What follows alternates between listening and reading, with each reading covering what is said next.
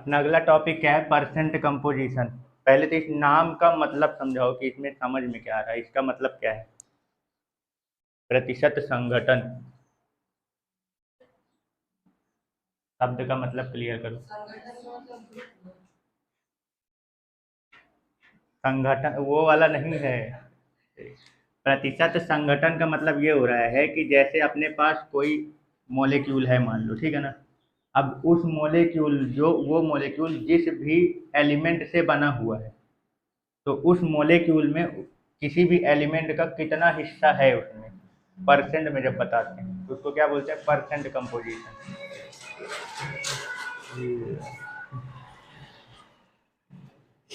ठीक है। तो समझ में आया परसेंट कंपोजिशन का मतलब क्या है? परसेंट कंपोजिशन का मतलब ये है कि किसी का, जिसका भी परसेंट कंपोजिशन निकालना होगा, उसका ये बताना है प्रतिशत में उसकी कितनी वैल्यू है वहाँ पे। तो जैसे अपने पास कोई मॉलिक्यूल रहेगा, ठीक है ना, यानी कि कोई अणु रहेगा, ठीक। अब वो अणु जो है, मॉलिक्यूल जो है, जिस भी एलिमेंट से मिलकर बना हुआ है, एलिमेंट यानी तत्व से, जिस भी तत्व से मिलकर बना हुआ है, तो वो एलिमेंट जो है, उस एलिमेंट का उस मॉलिक्यूल में कितना प्रतिशत हिस्सा है। समझ में आया कुछ क्या बोल रहा हूँ? कितना प्रतिशत उसका हिस्सा उसमें है, यही क्या कहलाता है? उसका परसेंट कंपोजिशन। क्लियर? कुछ समझ में आया क्या बोल रहा हूँ? नहीं समझ में आया? जैसे मान लो ये पानी है, पानी का सूत्र है H2O। अब ये H2O का पूरा मास आप क्या मानोगे? 100% माना जाएगा, ठीक है ना। तो अब मैं ये पूछ रहा हूँ, इसमें मान लो ऑक्सीजन जो है उसका कितना प्रतिशत है? ऑक्सीजन, पानी में ऑक्सीजन कितना प्रतिशत है? तो पूरा पूरा मास आप क्या मानोगे? इसका 100% मानोगे, है ना। भाई टोटल जो होता है उसको क्या मानते हैं? 100%। तो 100%, अब जैसे मान लो कि H2O है, तो H2O का 18 ग्राम क्या होगा? टोटल मास है ना इसका, H2O का। भाई 2 × 1 + 16। हाइड्रोजन का एक होता है, दो तो है तो टू, और ऑक्सीजन का 16 होता है, एक ही है तो ये हो गया। तो इसका कितना है टोटल? 18 ग्राम। तो ये हो गया इसका टोटल मास। तो टोटल मास जो होगा उसको क्या मानोगे आप? 100% मानोगे। अब ये बताना है कि हाइड्रोजन का कितना प्रतिशत है इसमें, परसेंट में बताना है, ठीक है ना। तो हाइड्रोजन, तो परसेंट में कैसे? किसका पूछे? हाइड्रोजन का पूछे ना। तो यहाँ पे हाइड्रोजन का टोटल कितना है? 2 ग्राम है ना। हाइड्रोजन H2 है तो ये 2 ग्राम है। पर अब बताना किस में है इसको? परसेंट में जब बता दोगे तो परसेंट में कैसे बताओगे? कैसे निकालते हैं? जिसका निकालना होता है उसको ऊपर, टोटल कहाँ रखते हैं? नीचे, मल्टीप्लाइड बाई 100%। इसको काटो, 2×9 = 18। अब इसे कितनी बार जाएगा? 9 × 1 = 9, 9 × 1 = 9, 9 यानी 11.1%। तो ये कहलाता है परसेंट कंपोजिशन। मतलब किसी भी मॉलिक्यूल में, किसी एटम का, एलिमेंट का कितना हिस्सा उसका आ रहा है, जब आप उसको परसेंट में बताओगे तो वो क्या कहलाता है? उसका परसेंट कंपोजिशन। आया समझ में? कंफर्म हो गया? ठीक है, चलो देखो क्वेश्चन क्या है। कैल्शियम कार्बोनेट में कार्बन का परसेंट कंपोजिशन बताना है कि कैल्शियम कार्बोनेट में कार्बन का कितना प्रतिशत हिस्सा आता है, ठीक है ना। तो किसी भी एलिमेंट का कंपाउंड या मॉलिक्यूल में परसेंट कंपोजिशन कैसे निकालते हैं? तो पहले जो भी एलिमेंट, जो भी कंपाउंड दिया है, जो भी यौगिक या मॉलिक्यूल दे रखा है, पहले उसका टोटल मास निकालो। ये स्टेप है। पहले क्या करोगे? टोटल मास निकालोगे। तो कैल्शियम कार्बोनेट है, कैल्शियम कार्बोनेट का सूत्र क्या होता है? CaCO3, है ना। तो कैल्शियम का कितना मास होता है? 40 ग्राम होता है। कार्बन का कितना होता है? 12 ग्राम होता है। और ऑक्सीजन का कितना होता है? 16 ग्राम। तो कैल्शियम कार्बोनेट में कैल्शियम कितना है? एक ही तो है, तो इसलिए इसका 40 ग्राम बस ऐड होगा। कार्बन कितना है? एक ही है, और एक कार्बन का कितना होता है? 12 ग्राम। ऑक्सीजन कितने हैं? तीन तो है, मतलब 3 × 16, है ना। तो कितना आ जाएगा? 48। टोटल करोगे कितना आ रहा? 100 ग्राम। ये हो गया अपना इसका टोटल। अब जिसका परसेंट कंपोजिशन पूछता है, जैसे परसेंट कंपोजिशन ऑफ, मान लो कैल्शियम का पूछ रहा है, पूछा तो कार्बन का है, तीनों का निकाल लेते हैं, ठीक है ना। कैल्शियम का मान लो बताना हो, तो कैल्शियम का अब परसेंट कैसे निकालते हैं? टोटल कहाँ रखेंगे मास? नीचे, और जिसका निकालना है उसका मास ऊपर मल्टीप्लाइड बाई 100, आगे परसेंट लगाओ, ये कट के 40%। क्लियर ना। कार्बन का अगर पूछा जाए परसेंट कंपोजिशन ऑफ कार्बन, तो टोटल नीचे कार्बन का कितना है 12 मल्टीप्लाइड बाई 100%, ये 100 फंस गया तो सबसे सिंपल पड़ गया, ये हो गया। और ऑक्सीजन का कितना है परसेंट कंपोजिशन ऑफ ऑक्सीजन, तो टोटल मास 100, ऑक्सीजन कितना आया था 48 मल्टीप्लाइड बाई 100%, ये कट के कितना आ जाएगा 48%। तो समझ गए कि कैसे किसी भी एलिमेंट का उसके कंपाउंड या मॉलिक्यूल में कितना परसेंट कंपोजिशन आएगा निकालना कैसे है। क्लियर हो गया, ठीक है। चलो भाई, पोटेशियम क्लोरेट में इन सभी का निकालना है, तो पहले क्या करते हैं, परसेंटेज कंपोजिशन निकालने का पहला स्टेप बताओ क्या है, टोटल मास निकालेंगे। तो KClO3 में पोटेशियम का कितना होता है 39, क्लोरीन का 35.5, ऑक्सीजन का 16 इंटू 3, तो कितना हो जाएगा ये 39 प्लस 35.5 प्लस 48, इसका टोटल करोगे तो कितना आएगा 8 5 13 9 3 12 2 है ना, फिर 4 3 7 7 3 10 और 1 11.5, 112.5, अच्छा 8 5 हाँ ठीक ठीक ठीक, 20 लग जाएगा 122.5 है ना, ये आ गया टोटल। अब किसका परसेंटेज कंपोजिशन निकालना है, मान लो पोटेशियम का निकालना है, परसेंटेज कंपोजिशन ऑफ पोटेशियम, तो टोटल मास कहाँ रखोगे नीचे, और जिसका निकालना है उसको ऊपर मल्टीप्लाइड बाई 1000, कहाँ कर रहे हैं 100%। तो चलो भाई बताओ क्या करोगे, इसमें डिवाइड कर दे डायरेक्ट, ये कितना दे रखा है 100, दशमलव के बाद एक, इसका दशमलव हटाएंगे तो 1 जीरो और ऊपर आ जाएगा ना, ठीक है। तो कितना बन जाएगा ये 39,000 अपॉन 122.5, मतलब कि 1225, इससे डिवाइड करना है ना। इसका दशमलव हटाएंगे तो 1 जीरो आएगा और इसका 2 जीरो और, तो कितने जीरो आ जाएंगे ऊपर 3 जीरो। अब इससे इसको डिवाइड करो, हाँ पोटेशियम का निकल गया। क्लोरीन का कैसे निकालोगे, परसेंटेज कंपोजिशन ऑफ क्लोरीन, तो टोटल मास कितना दे रखा है 122.5, क्लोरीन का कितना आया है एक ही तो है ना 35.5 मल्टीप्लाइड बाई 100%, तो एक ये दशमलव के बाद इसमें एक है, इसमें भी दशमलव के बाद एक हटा दो कोई दिक्कत नहीं, इसका 2 जीरो आ जाएगा इसमें, मतलब कि 1225 को भाग करना है ये, है ना। तो कितनी बार जाएगा बताओ जल्दी से, पहले इसमें 4, इसका 4 पकड़ते हैं, 3 3 हटाएंगे, 3 दूनी 6, यानी 2 बार जाएगा, है ना। पहले कितनी बार जाएगा 2 बार, 2 पंचे 10 का जीरो हासिल, 1 2 दूनी 4 1 5 2 दूनी 4 2 1 कम 2, माइनस करो जीरो, 5 में 5 जाएगा जीरो, 5 में 4 जाएगा 1, ये 1, फिर उसके बाद आगे 1 जीरो उठाओ। अब ये कितनी बार जाएगा, इसका 3 हटाओ, इसका 3 हटाओ, 11, यानी मैक्सिमम 9 तक जा सकता है ना।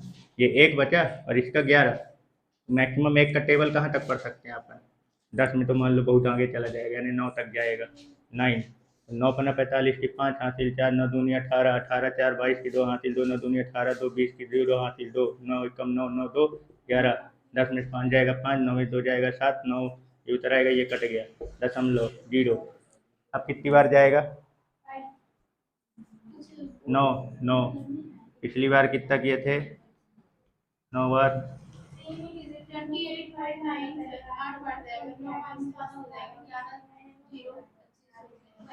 ए ये क्या कर दिए 28 बार जाएगा, हाँ 11,025 पहुंच गया। 8 बार करेंगे तो कितनी बार जाएगा, 8 पंचे 40, 4 8 दूनी 16, 4 20 जीरो 2, 8 दूनी 16, 2 18 के 8 हाथ लेकर 8 कम 8 और 1 9, है ना, 0 0, 10 में से 8 जाएगा 2, 10 में से 9 जाएगा 1, कितना बचेगा, ठीक है ना, ये दशमलव एक आगे जीरो। अब ये कितनी बार जाएगा 9 बार जाएगा, ठीक है।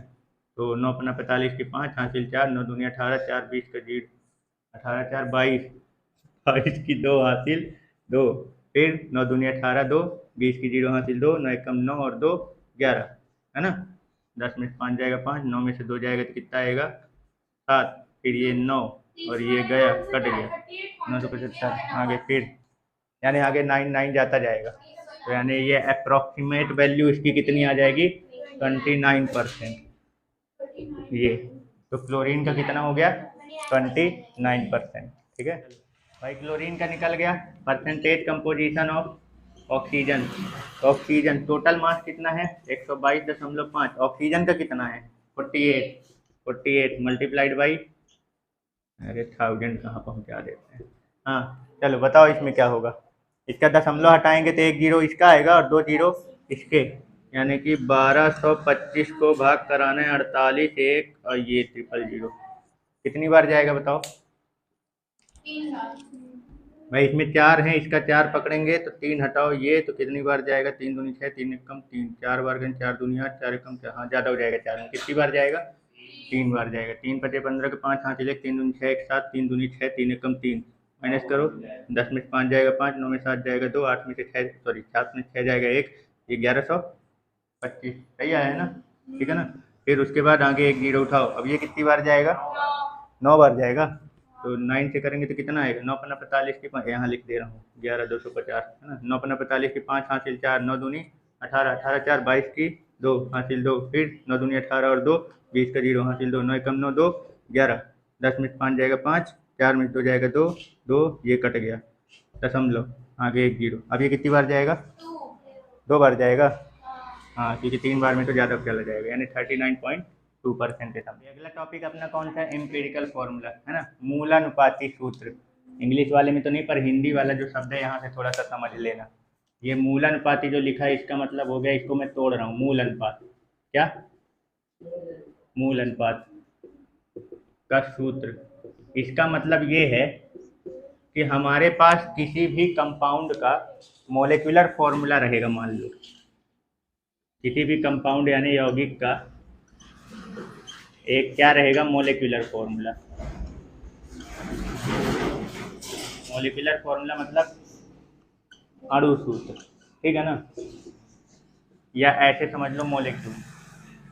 तो किसी भी कंपाउंड के मोलिक्यूल में, किसी भी यौगिक के अणु में जो एलिमेंट पार्टिसिपेट कर रहे हैं, मतलब जिस एलिमेंट से वो कंपाउंड क्या है बन रहा है, यानी तत्व से जो एलिमेंट क्या कर रहे हैं इसमें, यानी तत्व पार्टिसिपेट कर रहे हैं, तो उन सभी एलिमेंट की संख्या का जो सिंपल रेशियो आता है, इन सभी एलिमेंट के जितनी संख्या में ये पार्टिसिपेट करेंगे, जितनी नंबर में ये उसमें मॉलिक्यूल्स में होंगे, उनका क्या निकालना है आपको, सिंपल रेशियो फाइंड करना है, ठीक है ना।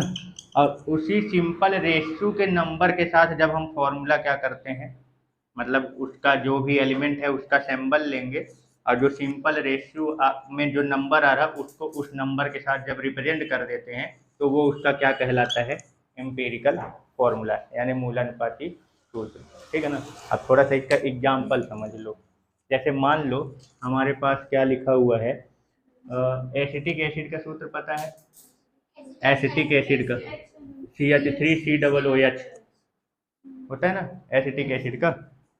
अब यहाँ देखो इसमें कार्बन 2 संख्या में, कार्बन कितने हैं 2 हैं, हाइड्रोजन की संख्या कितनी है, इसमें हाइड्रोजन की संख्या कितनी है 4, ऑक्सीजन की संख्या कितनी है 2, तो इनका रेशियो निकालो 2:4:2, कट जाएंगे सब 2 से, है ना। इनको जब काटोगे तो इसका रेशियो क्या आएगा 1:2:1। तो इस रेशियो में जब हम इन एलिमेंट को क्या कर देते हैं, रिप्रेजेंट करते हैं, तो जो हमारा फॉर्मूला बनेगा, जैसे कार्बन का रेशियो कितना आया 1, तो कार्बन 1 तो रहेगा, हाइड्रोजन का रेशियो कितना आया 2, तो यानी H2, और फिर ऑक्सीजन का रेशियो कितना आया 1, तो 1 तो ऑक्सीजन, ये एम्पिरिकल फॉर्मूला कहलाता है। समझ गए, क्लियर हो गया। मतलब जब हम किसी कंपाउंड के एलिमेंट को उसके नंबर के सिंपल रेशियो के साथ जब प्रदर्शित करते हैं, सरल अनुपात के साथ जब उसको क्या करते हैं प्रदर्शित करते हैं, तो अपने पास जो फॉर्मूला बन के आता है उस फॉर्मूले को क्या बोलते हैं, एम्पिरिकल फॉर्मूला। क्लियर हो गया, कोई डाउट, ठीक है। चलो भाई अगला टॉपिक अपना ये है कि एम्पिरिकल फॉर्मूला बनाने के लिए आएगा, ठीक है ना। बोलेगा कि मतलब क्या करेगा, कुछ एलिमेंट रहेंगे, बोले एलिमेंट दे देगा। अब बोलेगा कि एक कंपाउंड है, मतलब कोई यौगिक है, उस वो जिस एलिमेंट से मिलकर बना हुआ है उनका क्या दे देगा, ये परसेंट कंपोजिशन, मतलब उस कंपाउंड में ये एलिमेंट कितना परसेंट, ठीक है ना। तब बोलेगा कि इस कंपाउंड का यानी यौगिक का क्या निकालो, एम्पिरिकल फॉर्मूला यानी मूलानुपाती सूत्र। तो चलो भाई बताओ, कौन बता रहा, हाँ तुम बताओ, मेथड बताओ कि कैसे निकालते हैं एम्पिरिकल फॉर्मूला। अब हमको ये परमाणु की संख्या निकालने के लिए हाँ, ये जो प्रतिशत दिया पहले ये हुआ है, टेबल तैयार करना है ना। टेबल काहे काहे का तैयार करोगे, एलिमेंट का, हाँ, उसके आगे जितना परसेंट वो दे रखा है उसका अमाउंट, फिर आगे उसका एटॉमिक मास का यानी परमाणु द्रव्यमान। आगे दो टेबल और बनाना है, काहे का, परमाणु की संख्या, नंबर ऑफ एटम, और दूसरा सिंपल रेशियो। तो जरा बताओ, ये चीज़ तो अपने को पता रहेगी। अब ये परसेंट कंपोजिशन पता रहेगा और उनका एटॉमिक मास पता रहेगा। निकालना क्या है पहले, अगला वाला टेबल, परमाणु की संख्या। परमाणु की संख्या। तो इसको कैसे निकालते हैं, इसके नंबर ऑफ एटम निकालने के लिए क्या करते हैं, इसके लिए पहले हम 20.15 को अपॉन में लिखेंगे 50 से, मतलब परसेंट, परसेंट कंपोजिशन को उसके एटॉमिक नंबर से डिवाइड करना है ना। यानी कि 20.15/56, इसको इसका निकालोगे तो क्या करोगे, 11.51/32, इसको डिवाइड करोगे 23/16, और इसका क्या करोगे 45/32/18। यानी इसको डिवाइड करने पर जो नंबर आएगा वो क्या बताएगा, एटम की संख्या, है ना। तो बताओ पहले वाले का कितना आएगा, 0.359। इसको डिवाइड कर रहे हो तो कितना आ रहा है, 0.359। इसको डिवाइड करने पर कितना आ रहा है, 0.366, यही आ रहा है ना। इसको डिवाइड करने पर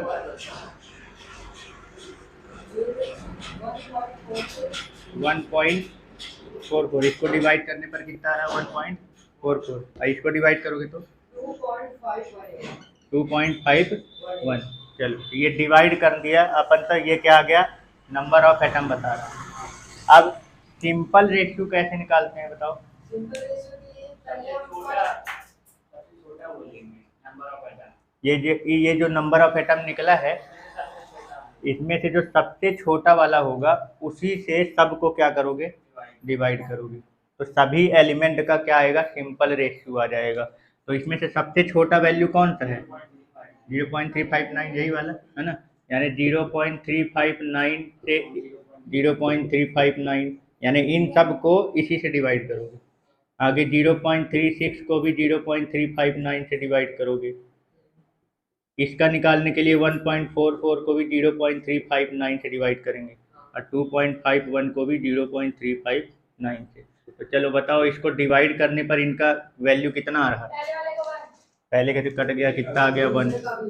दूसरे का अप्रॉक्सीमेट वैल्यू कितना जा रहा है, इसका 1, इसका 4, इसको करेंगे तो कितना आ रहा, 4 है, इसका 7, इसका कितनी बार गया, 7, है ना।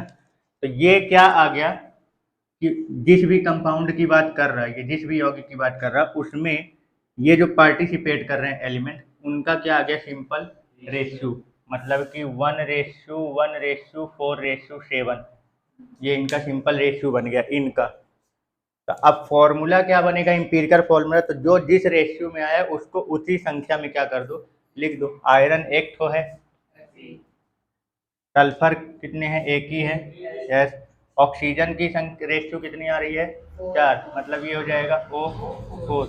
अब ये क्या है, पानी का पार्टिकल है, H2O, ठीक है ना। तो इसके कितने हैं, इसके 7 है, ये एक्चुअली में ध्यान रखना, ये क्रिस्टल है, ये क्या है, क्रिस्टल, मतलब ये पानी का क्रिस्टल टाइप का, मतलब क्या है, एक पार्टिकल है।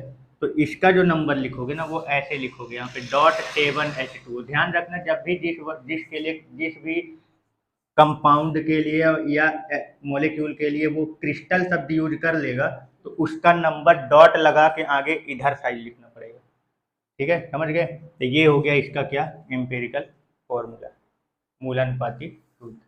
समझ में आ गया कि कैसे निकालना है मूलानुपाती सूत्र।